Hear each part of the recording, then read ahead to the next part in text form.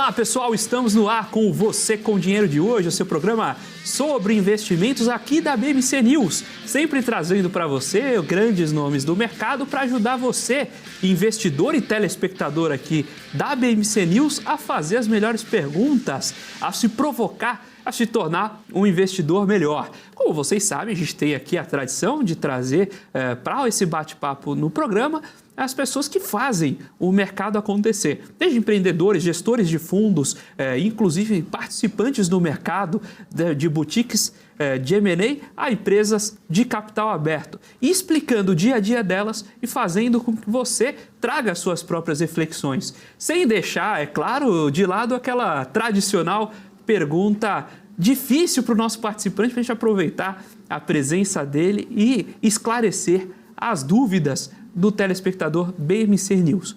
Hoje nós vamos ter um bate-papo aqui muito interessante, muito rico, sobre um tema absolutamente pertinente, a gestão de FDICs e outros fundos de crédito privados. Vocês já vão entender como e por quê, com o pessoal aqui da Intrabank. Tiago, prazer aqui recebê-lo. Muito obrigado por aceitar nosso convite. Prazer é todo meu. É uma oportunidade muito boa para a gente desmistificar alguns temas relacionados ao crédito e também a esse mundo de produtos estruturados aí que está cada vez mais próximo da pessoa física e também da pessoa jurídica que gosta de investir, né?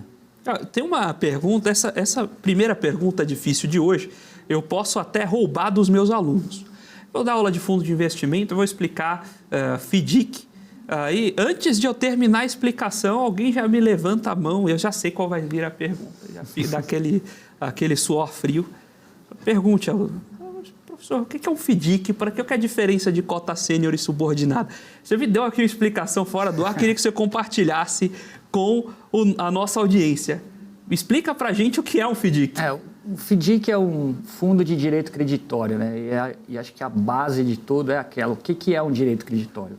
Direito creditório nada mais é do que um crédito que você tem de uma empresa. Então, vamos supor que uma pessoa vende essas canecas aqui e ela só vai receber daqui 100 dias e eu, como um fundo de investimento, tenho uma liquidez, tenho investidores e ao invés dela receber em 100 dias de um determinado comprador, eu vou lá e compro esse direito creditório da empresa, né? E o que acontece, né? Um fundo de direito creditório é um produto estruturado, é um produto fechado, porque a tecnicidade para você fazer esse tipo de operação é um pouco mais complicada do que você comprar um título público, né? E dentro do próprio fundo de direito creditório, né, quando você compra essa nota fiscal dessa venda dessa caneca aqui, você acaba descontando por uma taxa de juros porque você está tomando o risco dele entregar essa caneca para o comprador. E ao longo do tempo, o fundo de direito creditório ele foi criando algumas categorias, porque existem, foi aquilo que eu até te expliquei fora do ar, uma cota sênior, né, o fundo é dividido de cota sênior e cota subordinada. Subordinada sou aquele, vamos supor que são dois irmãos, aquele irmão que gosta de tomar o risco, que gosta de emprestar o dinheiro, que vai tomar o risco da pessoa que está pedindo crédito. E você tem aquele outro irmão que é conservador, mas que ele confia plenamente no irmão. Fala assim, olha, eu só quero a minha retirada mensal e você faz todo esse processo de analisar o produtor da caneca ou fazer o desconto dela e eu vou querer a minha retirada mensal. Então, o cotista sênior é aquele investidor de FDIC que vai receber um valor pré-fixado. Eu vou pagar um percentual para ele do CDI ou do IPCA e o restante dos ganhos desse fundo vão ficar represados no cotista subordinado, que no caso seria o irmão mais arrojado, né? É a pessoa que, vamos supor que eu vou emprestar o recurso a 5%, a 3%, isso aqui hipoteticamente falando, vou pagar para aquele irmão um pouco mais conservador 1% e o restante fica com ele. Então, a dinâmica do FDIC é essa, você encontrar alguém que tem um direito creditório que queira antecipar esse crédito dele através de um desconto desse produto com um fundo de investimento como o que o Intrabank toca lá, né? A gente tem um histórico de quase 3 anos aí com empresas entre 100 milhões até empresas de capital aberto, mas esse é o processo, né? O direito creditório é aquele direito de crédito que qualquer pessoa tem. Se você quiser fazer uma nota até do seu processo de venda de casa, e aí é um escopo enorme, né? Agora conta um pouquinho então pra gente, só para ir situando a turma, o que faz a Intrabank, porque dentro do mercado de FDIC você pode ser desde o estruturador, né, do crédito até de fato fazer a gestão. Exato. Eu já antecipei, estou até aqui meus spoilers, de que vocês atuam em alguns desses segmentos diferentes. Mas conta um pouquinho para a turma o que faz e quais desses serviços, em quais pontos dessa cadeia da gestão de direitos creditórios a Intrabank está. Então, a Intrabank é uma casa nova, assim, é uma boutique, né, de investimentos em que os sócios sempre focaram em crédito, né? Sempre gostaram, sempre trabalharam. Os sócios e toda a equipe que tem lá dentro sempre gostou de crédito middle e large corporate, né? Então, como o início dessa história sempre foi do direito creditório, o processo de originação, né? É muito interessante você falar com uma casa que faz muito crédito, ela tem dois clientes. O cliente que investe os recursos, que no caso hoje esse é um capital fechado, um capital de sócios fechados, e aquele cliente no qual a gente origina, que é a empresa que está precisando de funding, a empresa que tem um capital de giro, uma necessidade de capital de giro, é uma empresa que vende super bem para uma empresa de capital aberto, mas o prazo de pagamento dela é 180 dias, mas ela precisa comprar matéria-prima de 30 em 30 dias. Esse descasamento de prazo de pagamento é onde começou a Intrabank, né? A gente tem uma equipe de originação que começou a trazer essas empresas e fazer a análise de crédito delas. Nós temos uma equipe de hoje 9 pessoas que analisa crédito de empresas de capital fechado e capital aberto. E essa tecnicidade assim, é muito grande com relação... Existe um Brasil de micro e grandes empreendedores de capital fechado, de famílias, que demanda esse tipo de análise e que demanda esse tipo de crédito. Então, nós começamos com esse tipo de produto, dando crédito para esse middle e large corporate, fazendo esses descontos de duplicatas. E ao longo do processo, nesses últimos 3 anos, nós fizemos uma evolução bem interessante com relação a esse próprio cliente. Nós começamos a apresentar outro tipo de produto para ele. Então, a situação dessa empresa é melhorando, ele falou, eu quero alongar minha dívida com vocês, eu não quero fazer mais um desconto.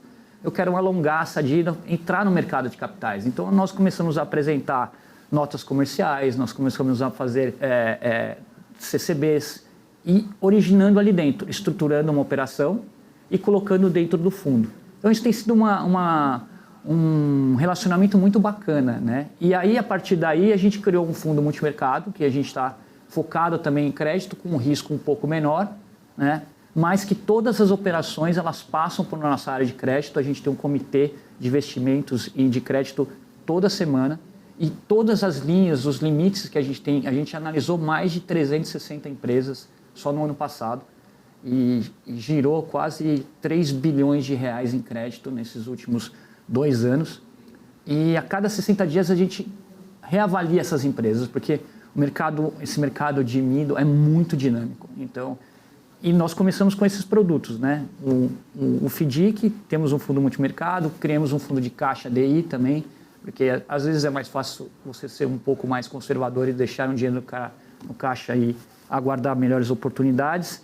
Temos um fundo imobiliário também, mas é um fundo para desenvolvimento que a gente está um pouco parado, mas a gente olha também e começa a cruzar todas essas informações. A nossa originação de negócio é muito forte, então a gente começou a criar produtos de acordo com o que esse cliente que toma crédito demanda. E aí, posteriormente, o cliente que vai investir, que ainda a gente está fazendo um tracking record, vai ter essas opções. Se você quer entrar numa cota sênior, a gente vai ter. Se você quer um fundo multimercado, a gente já tem um pouco menos de risco, né? Mas sempre focado na análise de crédito fundamentalista, assim. Acho que só a parte de FI, de desenvolvimento, renderia outro programa. A gente vai ter que... A gente ia combinar de falar de crédito hoje, mas já fica aí o convite de fazer uma segunda rodada sobre FI de desenvolvimento. É um tema interessantíssimo. Sim. E tá num momento de alta muito bacana também. Agora, você comentou sobre entender, né, o cliente fazer essa distribuição do crédito. E também do fundo multimercado. Acontece, por exemplo, de nessa rolagem, você passar o emissor fazer a ponte com um banco de investimento, por exemplo, para lançar uma debênture e você compra esse crédito, ou quando, mesmo nesses momentos, você vai no caminho de uma nota promissória ou de uma emissão financeira e absorve esse crédito via emissão financeira, não via debêntures, por exemplo. A maioria dos casos dentro da própria Intrabank, a gente até trabalha um pouco com um advisor, né? Porque às vezes o que acontece, o empresário está ali no seu dia a dia, né? Ele sabe fazer o portão, ele sabe criar. Você pega na indústria automobilística, tem muita gente que trabalha com a gente gosta muito de indústria, né? O Parque Fabril é uma coisa que nos agrada bastante, o pessoal do comercial está sempre viajando, não fica lá. E o que a gente começa a ver, né? A situação da empresa começa a melhorar, ou então, né, ele quer alugar, quer fazer um investimento. Na maioria das vezes, a gente estrutura a operação lá dentro. Então, a gente passa para o cliente e fala, olha, eu sei que você tem um recebível muito bom, você vende, por exemplo, para uma multinacional, só que vamos fazer o seguinte, a gente vai represar esses recebíveis aqui e fazer uma operação de mercado de capitais para colocar dentro do fundo. Então, até a CVM tem sido muito feliz com essas novas mudanças, com essas novas instruções, criando novos tipos de produto, porque antes uma debênture era um produto muito caro, ainda é um produto muito caro para um empresário que fatura 100, 150 milhões de reais, né? Teria que fazer uma oferta pública, um prospecto, pagar uma distribuição, né? E com o advento, por exemplo, de uma parceria com um banco, uma fintech, para emitir uma CCB, você tem um processo muito mais rápido e o fundo trabalha como um funding da CCB. A fintech ela não toma o risco do crédito, ela apenas emite uma CCB. E a gente coloca para dentro e é muito mais ágil e fica muito mais claro para esse cliente que está entrando no mercado de capitais. E para ele é muito confortável, ele já vai ter uma PMT, ele já vai ter um título imobiliário que é muito mais fácil para um auditor verificar que aquilo existe um lastro da operação, né? Porque a gente viu, todo mundo aí observou o caso de Americanas com desconto sacado, né? Então, quando você faz uma operação que tem um lastro, que tem um título imobiliário lá dentro, até o próprio empresário, até ele já fica mais orgulhoso. Falou, pô, eu fiz uma operação no mercado de capitais, eu emiti 30 milhões de reais aqui para um fundo, né? E aqui fiz uma operação estruturada com uma conta garantia. Então, a gente tenta fazer tudo lá dentro, estruturar tudo lá dentro, começo, meio e fim, né? Começa lá na visita, passa pelo comercial, o comercial apresenta a empresa para o crédito, a gente leva para um comitê, o comitê é um comitê muito sênior, e a partir daí a gente fala para qual fundo essa operação vai entrar. É uma operação mais longa, uma operação mais curta, qual o rating dessa operação, a gente tem um processo de rating lá dentro, mas deixa tudo lá dentro porque a gente também quer educar esse empresário, talvez lá no futuro ele melhore tanto que um dia ele vai chegar e falar, Intrabank, que eu quero agora fazer uma debênture, vamos fazer um negócio, um prospecto, né? Eu já consigo fazer. Mas pelo menos durante esse processo todo, ele já entendeu como funciona o mercado de capitais, né? Você ir lá fora, fazer um pitch, explicar a sua empresa, falar, olha, você tem que ser auditado, você vai ter que ter uma pessoa que vai ter que responder umas perguntas a respeito do seu histórico, né? Então, mas ele já está um pouco mais confortável, né? Porque a gente sabe muito bem que o mercado, às vezes, com crédito, ele é muito, muito crítico, né?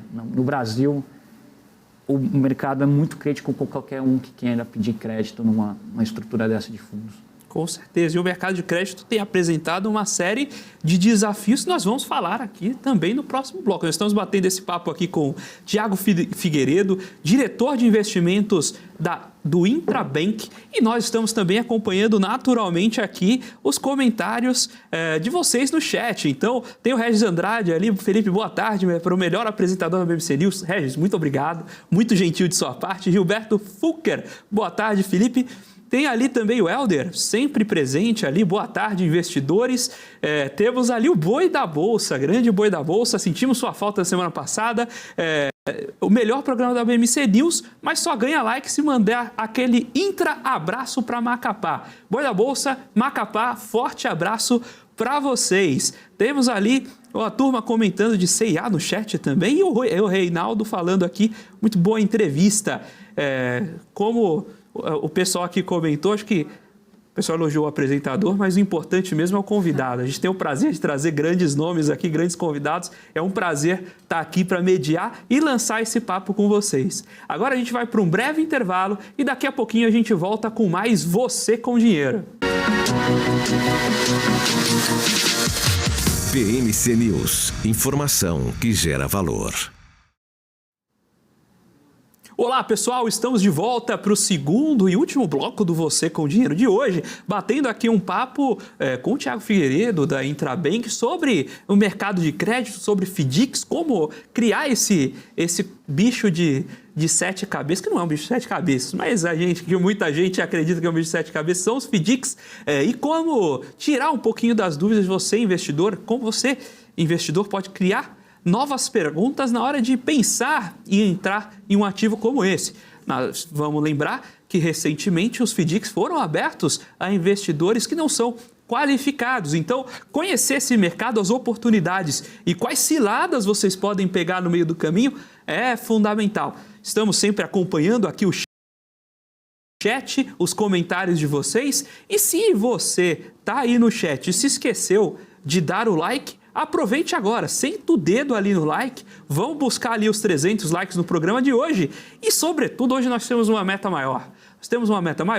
Nós estamos buscando os 500 mil inscritos aqui, 500 mil de inscritos no canal da BMC News. Se você está chegando agora, ainda não conhece o canal da BMC News, nos ajude aí a buscar o 500 mil de inscritos e fazer desse o principal canal sobre investimentos no Brasil.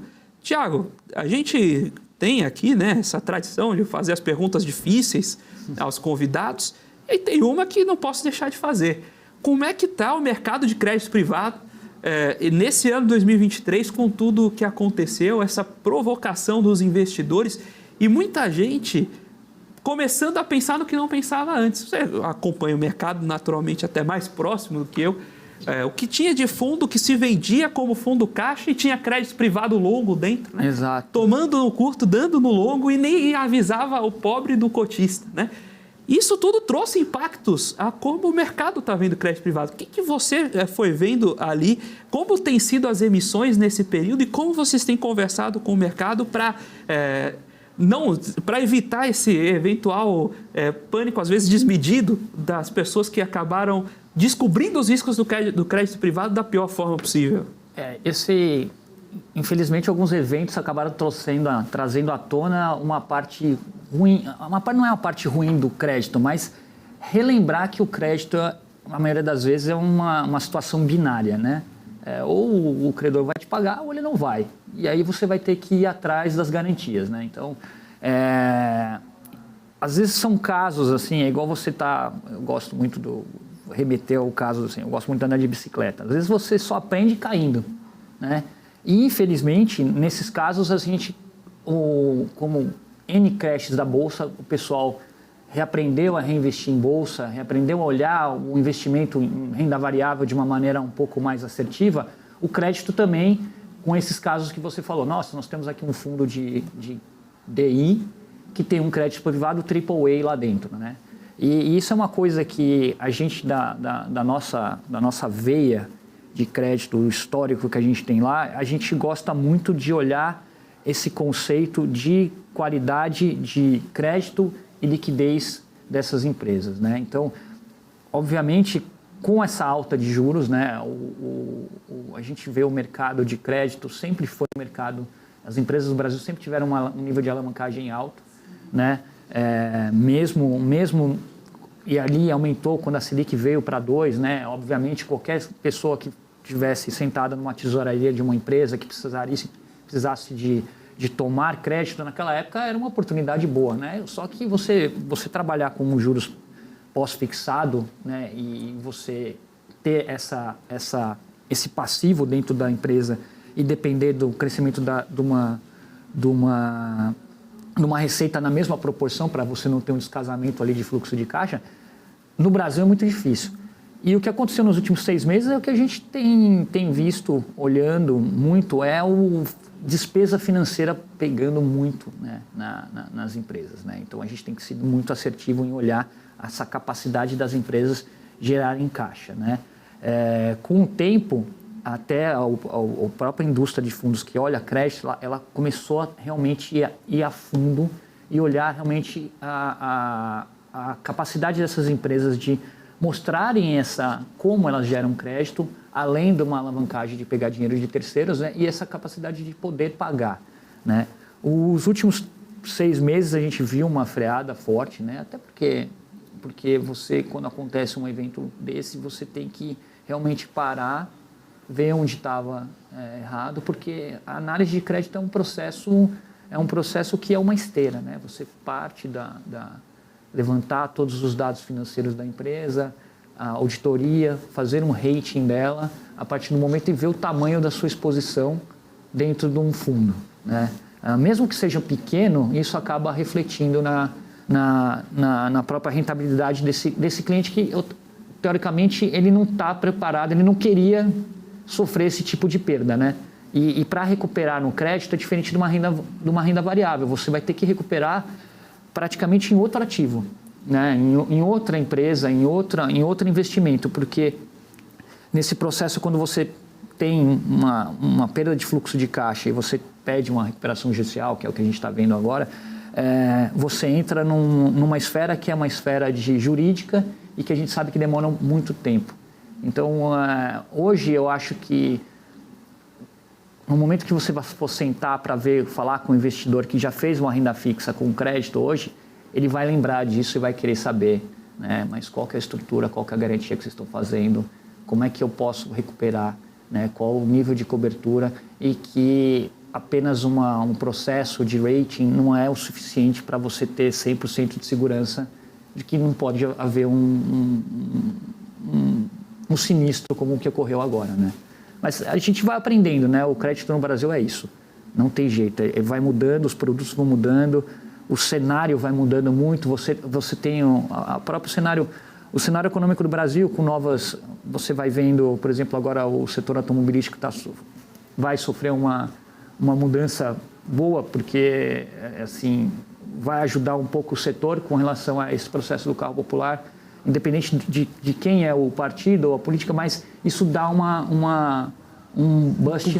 impulso naquele setor, e isso às vezes acaba mudando o setor como inteiro, e vice-versa, né? Você vê N coisas em N setores, e que o que eu quero dizer é que é muito dinâmico, né? O setor de crédito, para o investidor e para quem investe, você tem que ter um dinamismo igual você investir em renda variável. Quando você investe em renda variável, você tem que estar todo dia, você tem que observar, você tem que ir atrás da BMC para ver notícia. E o crédito também, não é você alocar o crédito lá e falar, olha, eu fiz o meu rating, eu avaliei a empresa, mas o que a gente fala, você tem que ter um acompanhamento igual a um investimento de renda variável. Se você está no buy side ou no sell side, você tem que fazer um call com o tesoureiro da empresa, tem que fazer visita de 60 60 dias. O pessoal lá do crédito tem a sola do sapato fina, porque tem que ficar acompanhando. Mesmo que seja uma operação curta, as coisas acontecem no Brasil, até o passado é incerto, então tem que acompanhar como se fosse renda variável. E acho que essa aqui é a nossa receita lá, a gente acompanha como se fosse renda variável mesmo. O Roger, a gente trouxe o Roger logo nas primeiras edições aqui do Você com Dinheiro, o Roger da Journey, que tocou lá o DVT11, a estruturação do fundo. Sim. Ele brincava, né, que renda fixa é para quem gosta de fazer conta, renda variável é para quem gosta de contar história. Porque o pessoal só vê a conta na renda variável e não pensa que renda fixa é até pior. Esse acompanhamento é até mais profundo, né? E aí próprio, a gente está vendo lojas americanas agora, mas o caso da DVT11 era uma debenture com rating bem interessante antes de acontecer o que aconteceu. Exato. E aí você tem agora aí nem se fala, caso de Credit Suisse, por exemplo. E aí vem aquela pergunta, né? Eu tenho certeza qual vai ser a sua resposta, mas dá para comprar crédito privado confiando só no rating? Ou se está precificado no rating, está precificado certo? Eu tenho que vender o meu peixe lá no Intrabank, né? A gente obviamente até quando a gente montou o FDIC, a gente foi conversar com casas de rating justamente para balizar o que a gente gostaria, que o mercado gosta que um fundo de direito creditório faça, né? E a gente teve ótimas insights das agências de rating, falaram, olha, vocês têm que ir por esse caminho, porque Dessa maneira você mitiga o seu risco, dessa maneira que o investidor ele olha para você com uma maneira, de um jeito um pouco mais assertivo com relação a nível de crédito, mas não é o suficiente, né? Assim, a gente vai olhar, a gente vai botar uma nota em vocês, vocês têm um processo aqui muito bom, só que vocês têm que eventualmente fazer esse processo, né? E o que a gente mais fala e o que a gente se sente super confortável lá na Intrabank é no dia que alguém entrar lá e assim, clientes vão lá com uma determinada frequência, cadê o seu relatório de crédito? Eu vi aqui na sua nota do rate, naquela cota sênior que você teve, hoje a gente acabou diminuindo o volume de cota sênior porque a gente acabou criando um fundo multimercado e está originando operações lá dentro. Mas você falou aqui que você tem o seu renovação de rate nessas operações de 60 dias. Cadê o relatório de crédito? Está aqui, ó. O relatório de crédito está aqui. A gente tem uma proposta de limite de crédito assinada aqui por todo o comitê e tem um vídeo do comitê inteiro quando foi discutido isso. Então, obviamente, uma agência de rating, ela te dá insights do que o mercado quer que você faça. Só que, assim, ótimo, você fala para a Ambima que você tem um limite de crédito, que você tem um limite de risco, você acompanha todas essas variáveis, mas da casa para dentro você tem que fazer a sua lição de casa praticamente todo dia. Todo dia, assim, a gente chega lá, assim, a empresa não tem parede, né? Então você chega e fala, eu vou começar a olhar uma operação dessa. Você senta lá, foi o que você falou, a gente tem que refazer a conta inteira, porque às vezes um fornecedor do cliente não é mais fornecedor e você tem que rever todo o fluxo de caixa dessa empresa, mandar a área de crédito lá visitar de novo, o comercial de novo fazer isso. Então é o mais complicado de tudo. Assim, é uma história que não tem fim, né? Mas é isso que a gente gosta de fazer, né? Não tem jeito. É comum no fundo de ações você ter uma concentração em 10 papéis, 20 papéis. Você tem ideia de quantos emissores você tem na carteira do fundo? Olha, hoje foi o que eu até comentei, a gente já analisou quase mais de 300 empresas lá dentro, né? Entre empresas de capital aberto, capital fechado. Hoje a gente está no portfólio do portfólio do FDIC, a gente tem operações com 47 empresas. É outro universo, né? Outra universo. Escala. É um outro universo porque tem empresas faturando 130 milhões e a gente tem um limite de crédito para cada uma delas. Todos os fundos têm um limite de crédito para cada uma delas. E isso já chegou a ser já chegou a ter quase 70 empresas operando e a gente vai saindo, vai cortando crédito, algumas entram, algumas melhoram e o yield que a gente opera ele já não tem mais, ele consegue melhorar aí para outras casas, mas assim, em torno de 50 empresas a gente tem no portfólio e assim, de 60 em 60 dias a gente senta com eles, né, e revê no comitê como é que está, se aumenta ou não o limite dela, é uma coisa muito dinâmica, assim, e não temos, assim, como a gente pode falar, um foco em um determinado setor, a gente olha de tudo, do agro para o industrial, para o varejo, né, tecnologia, telecom, faz, assim, se a pessoa está precisando do crédito, a gente vai sentar e olhar isso. Nos últimos 2 anos a gente aprendeu muito do Brasil, aí que está correndo atrás do empreendedor, a gente tem que bater palma para algum deles, porque é difícil, viu? Assim, você, com essa fechada de crédito que a gente viu de grandes bancos e tal, a gente tem que correr atrás de crédito para continuar rodando a empresa, a gente tem que respeitar bastante esse pessoal, viu? Porque não é fácil. E conta uma coisa, quando geralmente as suas emissões, você cede o crédito em que formato? Pós? DI mais alguma coisinha? Sim, a maioria das operações que a gente faz é atrelada ao benchmark, que é o CDI mais spread. Né? Algumas a gente chega a olhar o IPCA mais 90%, 99% quase, beirando isso, depende do trimestre. A gente está muito focado no CDI. E quando a gente teve essa alta da Selic, consequentemente alta no CDI também, as empresas se protegeram de alguma forma para lidar com essa alta ou elas simplesmente ficam mais pelo lado de vocês como cedentes de crédito, olharem as empresas e falam, olha, tudo bem, eu vou ceder crédito para vocês, mas eu já tenho no horizonte que esse CDI está subindo, vocês já foram cedendo um pouquinho menos para não comprometer toda a capacidade de caixa da empresa? Essa é a pergunta do R$ 1 bilhão, né? Que a gente já está quase chegando no R$ 1 bilhão. É essa dinâmica que a gente trabalha todo dia lá, né? Agora, quando a Selic começou a subir, você começa a repassar um pouco desse custo do seu benchmark pro cliente. Só que você chega uma hora que você acaba num nível que você, analisando o balanço e a capacidade de geração de caixa dele, olha, tudo que ele for fazer aqui, ele vai me pagar de despesa financeira.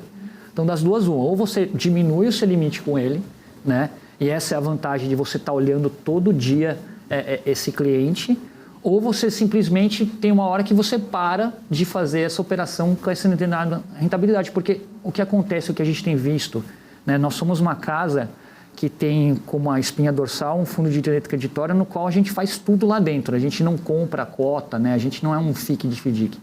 Então a gente começa a perceber, por checagem, até por análise de crédito, que assim, se a gente repassar essa alta, esse cliente não vai aguentar, né? E aí das duas, uma, você diminui o seu crédito com esse cliente, ou você tenta alongar, né, e falar para ele, olha, vocês têm... às vezes aumentar a sua receita nesse momento você não vai conseguir fazer, né? Mas como é tudo CDI, uma parte a gente repassou, mas chegou uma hora que o que acontece, né? A gente tem visto muito cotista sênior, né, com um prêmio de 140 do CDI, que já é um prêmio que é o prêmio de umas operações que você faz num setor que a gente está, no middle market, né, no large corporate. 140 do CDI já é muito próximo do que uma subordinada está operando. Então, você chega num ponto que você tem que optar em fazer outro tipo de operação, que é o mercado de capitais, é você migrar para uma CCB, migrar para uma nota comercial, né? Porque, de fato, a alta do CDI para alguns setores ela pegou realmente na veia, ela tirou o fluxo de caixa por despesa financeira, né? Então, você tem que ter um cuidado muito, muito bom, essa sintonia fina que a gente tem entre aumentar limite, prazo com relação ao CDI versus o setor, é uma coisa que praticamente é o nosso dia a dia. Perfeito, estamos batendo esse papo com o Thiago Figueiredo, diretor de investimentos da Intrabank, sobre mercado de crédito, sobre a constituição de FDICs, enfim, sobre o mercado que permeia esse ativo tão interessante. E nós estamos aqui acompanhando seus comentários, suas dúvidas, então deixa ali sua dúvida, seu comentário para a gente esclarecer aqui com o Thiago, e não se esqueça de deixar o seu like. Então estamos com 265 likes aqui agora, vamos buscar os 300 likes ainda no programa de hoje. Se você está chegando agora, ainda não conhecia o canal da BMC News, clica ali no sininho, faça a sua inscrição para não perder mais nenhum Você com Dinheiro. E se você tiver alguém que você gostaria de ver aqui na bancada conosco, uma sugestão de tema, uma sugestão de convidado, manda lá para a gente em Basic, Basic como básico mesmo, né? BASIC, basic.comdinheiro@comdinheiro.com.br. Então, basic.comdinheiro@comdinheiro.com.br, para você pedir ali o seu convidado, mandando ali aqui a sugestão para quem você quer ver aqui na bancada do Você com Dinheiro. Thiago, eu queria te colocar agora do outro lado da mesa. Uhum. Quem está chegando agora com a liberação, né, a abertura do investimento em FDICs a investidores não qualificados, como você pode, quais conselhos, quais dicas você pode deixar para o investidor que está nos assistindo na hora de buscar um fundo de crédito, seja especialmente um FDIC, né? Como selecionar o fundo, quais indicadores olhar, o que ele pode ver na carteira do fundo, do gestor, para selecionar um bom fundo? Vamos lá.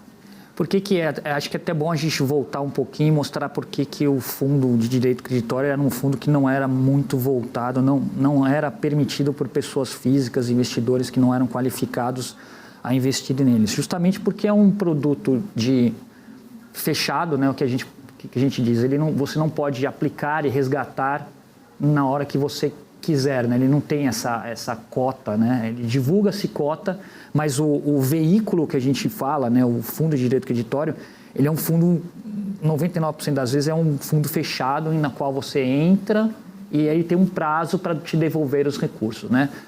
Obviamente, com essa mudança, né, essa nova oportunidade que a Ambima está dando e junto com a CVM, você vai ter que olhar justamente, são duas coisas importantes, né?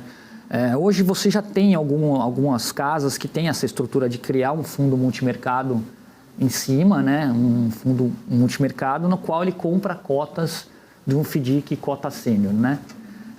O que seria a cota sênior e a cota FDIC? Você consegue entrar através de um fundo qualificado e até ter acesso a um FDIC, né?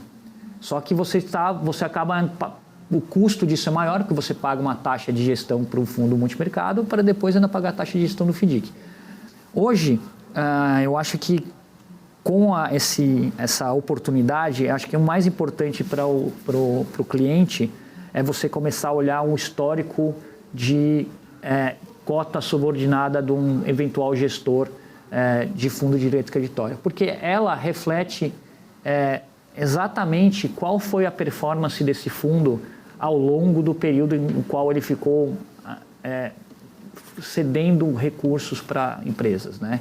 Ela absorve os ganhos e as perdas do cliente. Então hoje, por exemplo, a maioria do mercado aí gosta de trabalhar um fundo de direito creditório, hoje gosta de trabalhar com um índice de subordinação de em torno de 30%, 40%.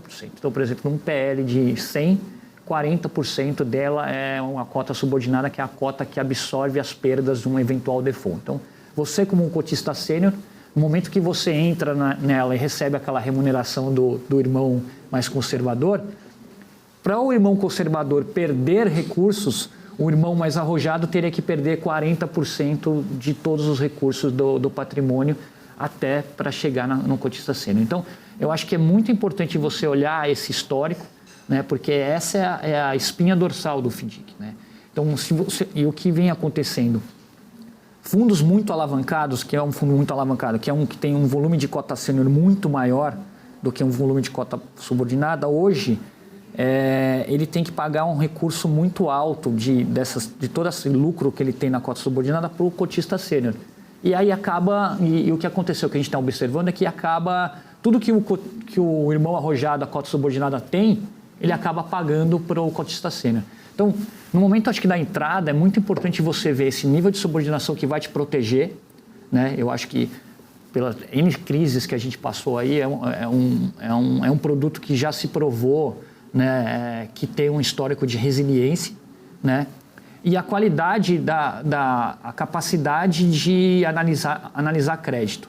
Eu acho que isso é muito importante, porque um fundo de direito creditório, ele vai, né, nas empresas que geralmente elas ainda não acessaram o mercado de capitais. Então você tem que realmente conhecer as pessoas que estão lá dentro fazendo o dia a dia desse fundo de direito creditório, que pode se transformar num fundo de multimercado de crédito, mas eu acho que é muito importante você saber qual é o histórico, né, das pessoas que já passaram, porque infelizmente no crédito você aprende, na maioria das vezes, quando você não recebe o crédito, e aí você anota lá, né? A gente tem uma equipe jurídica, a equipe de compliance junto com a equipe comercial, que passam assim apertado justamente para tirar o maior número de informações possível de uma determinada operação. Justamente a gente estressa muito esses cenários, né? E eu acho que é isso que é importante no momento que a gente até acredita que isso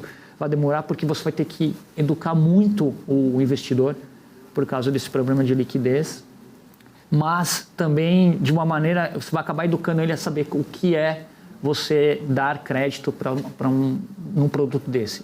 Você tem uma rentabilidade boa, você tem uma volatilidade baixa, mas isso só é reflexo do que você faz dentro de casa mesmo, ali eu gosto de dizer ali na carvoaria, todo dia, assim, o pessoal da área de risco fazendo a checagem, falou, pô, essa nota fiscal existe, ele realmente vendeu essa caneca, isso está funcionando mesmo, essa empresa existe, vamos lá visitar, porque às vezes não tem, né? Você chega lá, eu faturo 100 milhões, mas você vê que a empresa não está 100%, assim, você gosta de, assim, até a gente gosta de ver a empresa viva, uma coisa que funciona, né? Então, eu acho que isso é muito importante, né? O nível de subordinação e a equipe, o histórico das empresas que realmente fizeram crédito, analisaram o crédito dentro de casa. Eu acho que é isso que é mais importante. Quando vocês operacionam um FDIC, é comum vocês pedirem garantia de debenture, geralmente, especialmente as debentures de rating maior, você vai ler o prospecto, tá lá, garantia quirografária. Né? Aí eu, desavisado, lê o prospecto, então tem garantia. Essa tal de quirografia, deve ser uma máquina. Exatamente. Né? E aí o que acontece é que depois ele descobre o que é a garantia quirografária. É o último da fila, né? O último da fila, né? Tá bem organizado, você é o último. Exato. Então, nós temos assim, pelo fato de a gente trabalhar com vários setores e atuar com um limite de crédito que vai de 1 até 1 milhão, assim, hipoteticamente falando, a gente tem operações que têm garantia, realmente, que é aquilo que a gente comentou. Falou assim, olha, eu quero alongar um pouco mais essa dívida aqui, então vamos fazer o seguinte, a gente vai abrir uma conta aqui, uma conta no qual a Intrabank vai ser vai ser a controladora e tudo que você receber, tudo que você tiver de direito creditório, você vai colocar dentro dessa conta e nós vamos controlar. E toda vez que você tiver uma PMT de uma operação aqui que você estruturou com a gente tira os recursos disso aqui. Então, aí, dependendo do crédito, você tem um nível de garantia nas operações, que vai de 30% até 110%, e aí você pode combinar o recebível, você pode combinar um imóvel, né? Como a gente tem também uma parte na Intrabank, uma parte imobiliária muito forte, a gente tem uma pessoa aqui, um time, né? Que avalia os imóveis, que fala, pô, isso aqui vale, né? Porque às vezes você coloca um imóvel lá, mas no momento de um estresse, ele pode valer muito, mas assim, você tem um problema certo de liquidez. Mas, no geral, a gente sempre pede garantia, né? As operações clean, né, que a gente fala clean sem garantia, ela é uma combinação de uma outra operação que tem uma garantia. Assim, são poucos casos, assim, casos que historicamente a gente já opera há muito tempo com esse cliente, que a gente tem sem garantia, mas na maioria das vezes a gente sempre tem um pouco de garantia nas operações. Assim, é quase que está na nossa cartilha. Aprovou um crédito, falou assim, o que esse cliente pode ter que a gente pode trabalhar aqui, né, nas operações. Um pouco de yield também, né, porque ninguém é de ferro, né? Ninguém é de ferro. Você falou, tá bom, não dá para cobrir tudo, mas então tá bom, vou te cobrar um pouco mais. Mas a gente tem esse processo, assim, e é muito forte, porque isso é uma coisa que, principalmente para o mercado imobiliário, para operações imobiliárias, até que você falou, a área de garantia, isso é muito importante. É uma coisa que é uma escola, você depois correr atrás da garantia que você colocou lá. Então, além de você colocar a garantia, você tem que saber se ela é executável depois, né? Porque acontece em casos que a gente sabe, o histórico, que é muito difícil de executar. Que aí entra o pedaço de quão difícil é a pessoa física comprar crédito privado sozinha, né? Que aí depois como é que você vai executar uma garantia dessa? Não adianta você ter comprado debênture perfeito, mas você não vai operar a rodovia depois, você não vai, e você ainda vai ter para quem vender. Então esse é um ponto fundamental, você investidor que está buscando ali investir em crédito privado.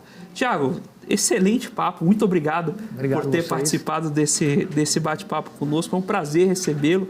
E se você puder e quiser, aproveita esse espaço também para deixar seus contatos, redes sociais, como buscar a Intrabank e também como eventualmente buscar um pouco mais desse conteúdo, né? A gente está começando a desenvolver um pouco mais a nossa parte de rede social, porque o histórico, a gente tem 2, 3 anos de histórico, quase 3 anos de histórico agora, né? Mas se vocês quiserem conhecer um pouco mais, intrabank.com.br, vai ter todas as informações a respeito, não só para você cliente que quer investir, mas também você cliente que quer fazer operações de crédito. Assim, a gente tem um pessoal fantástico lá na parte de originação, a mesa de operações, assim, o pessoal de risco, o compliance, assim, está muito aberto. A gente gosta de ensinar, a gente gosta de oportunidade, porque a gente quer ver o Brasil crescer, né? Independente de de cenário político ou cenário externo, a gente precisa gerar riqueza, né? Então,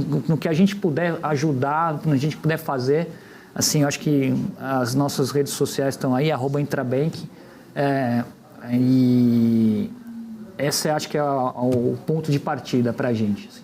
Maravilha, pessoal. Nós batemos esse papo com o Thiago Figueiredo, diretor de investimentos da Intrabank, sobre o mercado de crédito, sobre os FDICs.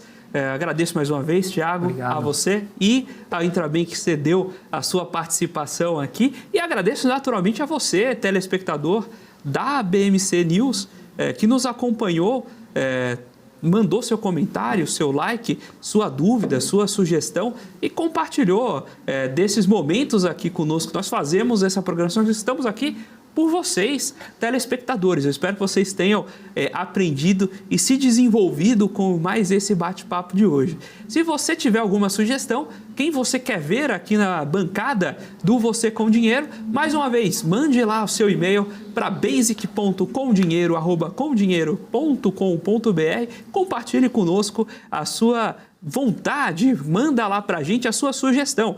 Deixa agora aqui seu like para a gente passar ali o programa para o Carlos, aqui para o closing, com os 300 likes. E se você está chegando agora, faça lá a sua inscrição no canal da BMC, no YouTube, e nos ajude a alcançar os 500 mil likes aqui no canal. Nós ficamos por aqui com Você com Dinheiro de hoje. Amanhã nós estamos de volta no mesmo horário, sempre trazendo o melhor do mercado financeiro para você, telespectador da BMC News.